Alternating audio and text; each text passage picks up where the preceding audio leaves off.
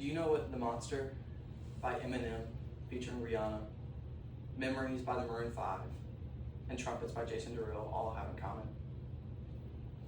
They were all produced by Jon Bellion.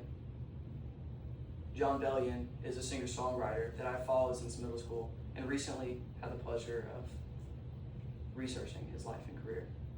And now I'm blessed with the opportunity to explain his career and his impact on the musical world. It all started with his early life in New York. He was born December 26, 1990 in Long Island, New York. He was implanted in a musical culture. It started when he was 10 years old, playing on his brother's keyboard, writing songs. He started with writing beats, then it turned to rapping, and then it turned to singing. This nurtured his love until eventually he gave up his basketball scholarship to go to Five Towns College in Long Island for music. At this college, he had an abysmal academic career. He used to trade beats, records, and written songs for people to go to his classes, do his homework, write projects and papers. He dropped out after a year, but not after he procured 1,200 self-written and produced songs. This repertoire helped explode him onto the scene, which helped him land his first big job producing The Monsters by Eminem featuring Rihanna, followed by Trumpets by Jason Derulo.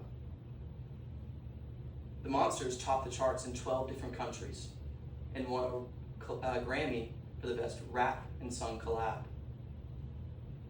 Bellion did all of this while living in his parents' basement.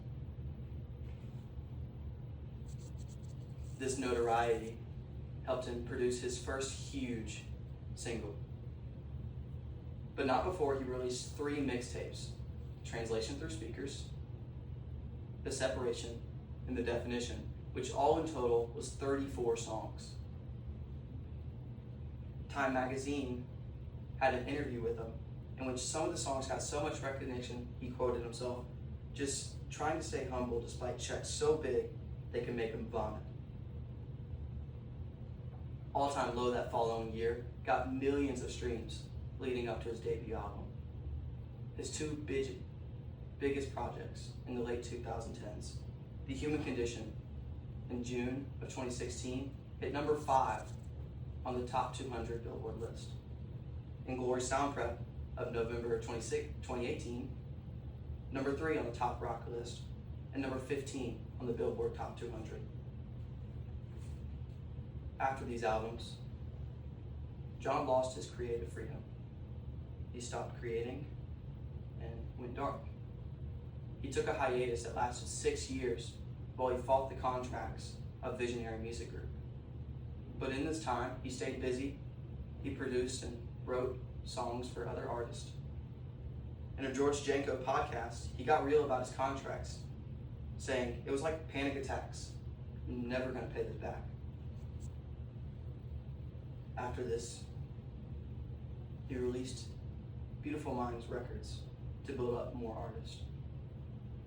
He started with signing artists that he'd worked with in the past, like Lawrence, a New York-based duo, and Tori Kelly, a former American Idol contestant, which he said, she approached me and wanted to work on some music, and I was like, "You're not signed?" He said that in that same George Janko podcast. After all of this, he finally came back around to music and released his first singles with Beautiful Mind Records, Kid Again, and Wash. Jon Bellion is a superstar in his own right. From his humble beginnings, starting in New York, and his abysmal academic career, he paved the way to working with his idols, releasing huge singles, dropping 2 albums, and starting his own record company. Jon Bellion chose greatness from the start, totally immersing himself in the world of music and establishing himself as one of the greatest artists across generations. Thank you.